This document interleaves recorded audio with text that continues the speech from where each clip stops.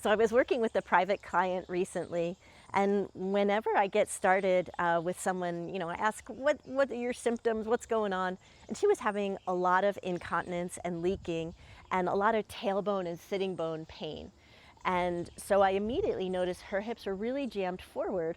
But then when I asked her to take a deep breath, show me your breathing, she placed her hands down here on her belly and like pulled the breath down, almost distending her lower abdominal. And then her exhale was like this.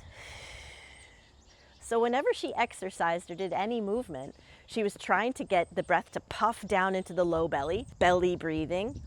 And I mean, we're just taught that. We're taught these vague terms that aren't helpful. And for people, they can be quite problematic. And so that jamming the hips forward and then inhaling into the low belly, it creates two places of tremendous pressure in the pelvic floor. So the muscles of her pelvic floor were exhausted.